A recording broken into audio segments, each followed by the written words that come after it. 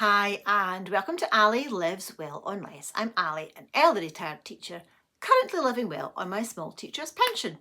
And today is a wide-ranging Wednesday video, and as you can probably see from the title, today I'm going to be talking about my knitting stash. I'm going to share with you. Quite a few people asked when I was going to do this video, so I finally got around to doing it. So if you're not into knitting or you're not into yarn, that's okay. If you run the video towards the end, there is a teeny tiny little exciting announcement, but yeah, I'll maybe timestamp it in the bottom. So if you don't want to actually see my knitting on my yarns, you can fast forward to the exciting news.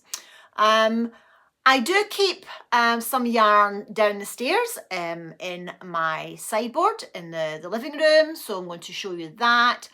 But most of my craft stuff is now migrating upstairs, and this room is going to be my craft room, so I have quite a few different areas where I keep my yarn stash.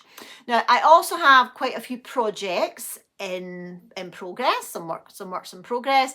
So I'm going to share those with you as well, and I'm going to share with you my knitted sock collection because I am a little bit obsessed with knitting socks. They are a great small project that you can take places, and you can knit while you're on the train or the bus, or if you're in hospital, visiting someone or taking someone for an appointment. I will whip out my little, in fact, you'll see it. You'll see my little project case.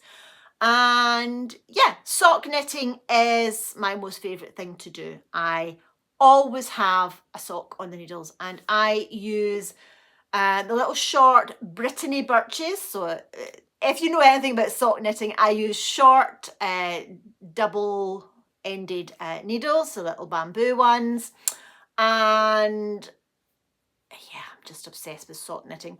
And because I knit a lot of socks and people know that I knit socks, I also have a lot of yarn left over. So I have got a sock yarn leftover blanket on the go as well. So you're going to see that as well. So I'm going to show you all my yarn first, and then I'm going to show you my projects that I currently have on the needles. So let's have a wee look. So in this bottom drawer is where I keep my sock yarns, and in here are all the little leftovers, the little ends of yarn left over from when I knitted a pair of socks, or some of my mum and my aunt's friends saved all the little bits from their sock knitting. And what I did was I started, this has been on the go for quite a few years. I started knitting little squares in basket weave, I think this one's called. And it's just knit 4, purl 4 for a few rows. And I've got quite a lot. And yeah, there's another lot. And then I will stitch them together in long rows, and I add them to my sock yarn blanket. So I'll take this upstairs and spread it out so you can see the progress. These are all 4-ply yarns, so quite fine and delicate yarns. Also in this drawer, I have, this was a bag my mum made me a few years ago. I've got some Jameson and Smith Shetland wool in sort of odd colours like brown and blue, and what else have I got? Greens. No idea what I'm going to do with these, but I have them because they are pure wool.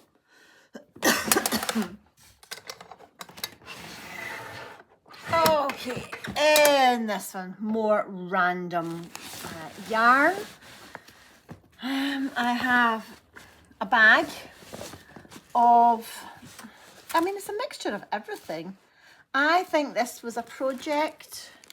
Oh, this is This is some of the yarn from my stripy cardigan upstairs, but I also have a few other bits and bobs in here, including some turmeric dyed yarn that I did as a part of our Viking project at school many years ago. I did this with a class, and we dyed some yarn using plants and spices and things that the Vikings would have had.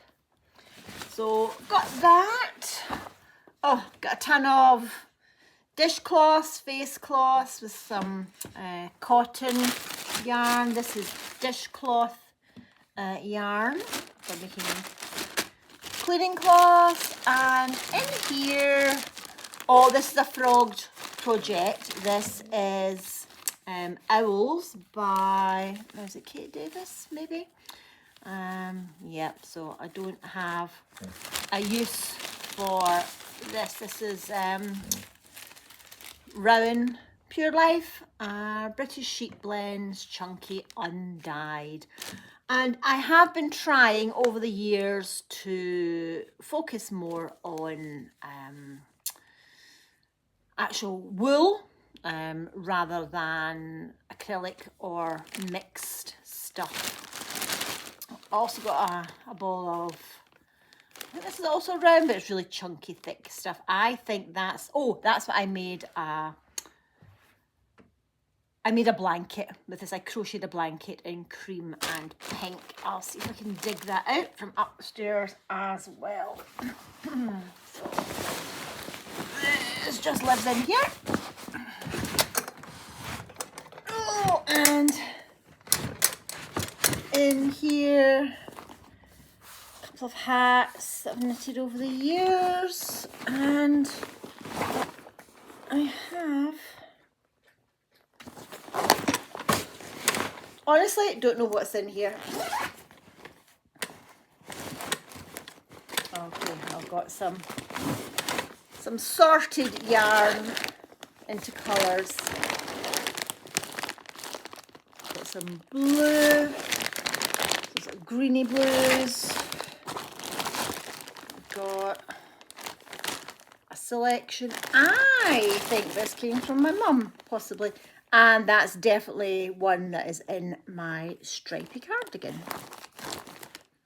So here's the sock yarn blanket. I've been knitting this for quite a few years, on and off.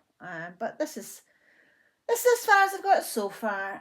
A lot of these yarns are mine from socks that I have knitted. But there's also quite a few donated sock yarns, as I said, from my mum and my aunt's knitting friends who also knit socks. So I'm going to show you my my sock collection now. So these are my knitted socks.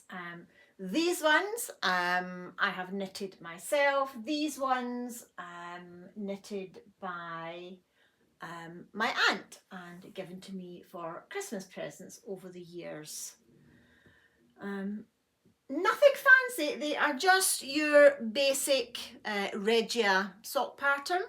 I pretty much know it by heart now, although I still check it while I'm knitting.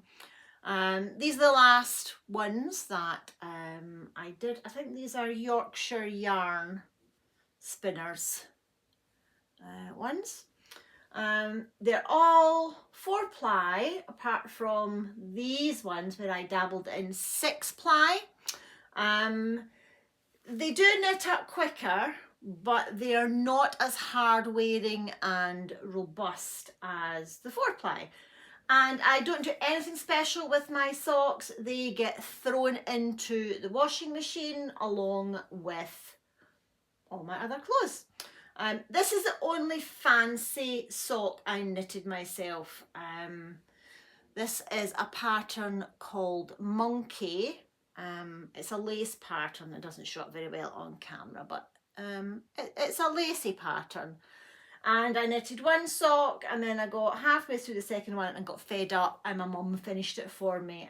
And luckily we had the same tension when we're knitting. I like bright colours. You can see these ones are starting to get a bit older. But my oldest ones are these ones. These are the first socks I knitted, and I reckon they must be about almost 20 years old now. And they are starting to sort of come apart a little bit, but these are the first ones I ever knitted. About 20 years ago. I have knitted socks for other people, so this is just a fraction of the number of socks that I have actually knitted for myself. And although that was the last pair I knitted, the second last pair I knitted were these ones. These are called Watermelon, and it was actually my daughter-in-law Layla that gifted me this yarn, and she got some similar yarn called Strawberry, and you can see the colours are quite watermelony. She doesn't knit socks, but she crocheted some socks. So this is my sock collection. And just a wee close-up of some of the colours and patterns. That turquoisey one was, I think that's actually 100% wool, and you can see it has slightly felted. That was one from an indie dyer, but I generally stick to Regia. That's a Yorkshire Spinners one. That's Regia. But yeah, I like bright colours, and I would wear them over my Doc Martens, or I would wear them underneath my fly boots. But yeah, I do love hand knitted socks. They are really comfortable to wear. So regular viewers know that I have been helping my mum tidy out her craft things, and I have been taking some of her fabric and some of her yarn. So here is some yarn. Now I haven't sorted it out yet, and I haven't decided what projects are going to be, but there are a few lovely things. That could be a pair of socks. There's some novelty yarn that could be for knitting like little ornaments or something. I don't know if it shows up on camera, but that's a gorgeous red wool and silk blend. We've got some sparkly stuff in there. Got a nice big chunky yarn, more red sparkly stuff. I suspect that might be used for something slightly Christmassy. More sparkly yarn in there. A little, I'm not entirely sure what that is. Oh, yeah, I took that because it's recycled yarn. Thought that looked quite interesting. And this is going to get donated. That is actually some fleece and a drop spindle. I used to spin. I'm not very good on a drop spindle, but I did actually have a spinning wheel at one point, and I used to go to a little spinning club, and we spun some fleece. But yeah, no idea what I'm going to do with these, but this was me cherry picking some of my mum's really nice stuff, so it will get sorted and put away. So in this little Art Deco style, I don't want to say ottoman basket. This came from my gran's house, and I love it. In here is where I keep more yarn and some of my projects. Okay, so this is navy and gold chunky yarn that came from my mum. She knitted herself a beautiful Chanel style cardigan jacket with this, and there is some extra left over. I am knitting myself a sort of tank top with leftover yarns. I'll put that on the bed in a minute so you can get a better look. Okay. Currant sock. There we go. I do them top down. So you cast on at the top, come down. I think from the look of this, I'm almost at the toe stage. What else have we got? More yarn. Oh, right, so this is all yarn for this tank top, this vest, and this is just the wee pencil case that I use for my sock project, and that's what I carry around with me. So my pattern, my needles, stitch counters, stuff like that. So okay, let's have a little look at, oh, sock fell. Let's have a little look at this vest project. So this is knitted in the same spirit as my big cardigan. I'm just making the pattern up as I go along. Thank you, Luna. Please don't stand on it. Right, shift your bum. Shift your bum. Off. Right, thank you. Okay. Right, okay, there we go. So it's grey and pinks and purples, so quite a few leftover yarns. This is actually an unravelled cardigan that my mum gave me. She knows I was unravelling it, and that was why I took it. You can unravel hand knitted cardigans. Yeah, you can't really unravel machine knitted ones because they're just, they're knitted and cut to shape. It needs to be a hand knitted one if you want to recyclable. But this is just going to be like a slip over tank top vest to go on top of stuff to keep me warm in the winter. I wondered when you would show your face, Mrs. You look quite brown in the sunshine rather than silver today, don't you? Yeah. Okay, so this is knitted on a large circular needle, and then I'll divide it for the sides and the front, and I think it's going to have a sort of V-neck. Haven't decided, but I'm having fun with it. Okay, I'm going to share with you a very special project, and if you skipped all the other bits just to see what this special project is, I am knitting a Hap shawl. It's a baby blanket. It gets knitted. Basically, you cast on one stitch and then you increase until you get to a certain size, and then you decrease, and then basically you've got a big rectangle, and then you pick up all the stitches around the side and you do, I think is it feather and shale lace. So it's a modern interpretation of a traditional Scottish Hap shawl. This one is by Brooklyn Tweed. I think it's Brooklyn Tweed. I'll link the pattern below if anyone is interested. And I am knitting it for my first grandchild, who is due next year. So we're all very excited.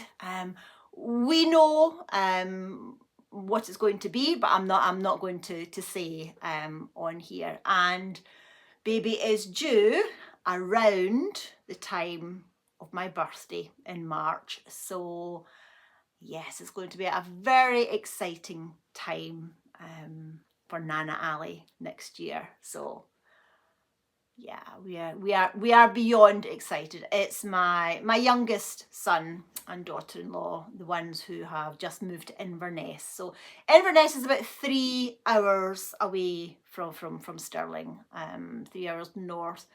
Not a great road, decent rail service. So yeah, it's going to involve a lot of travelling up and down, but totally worth it.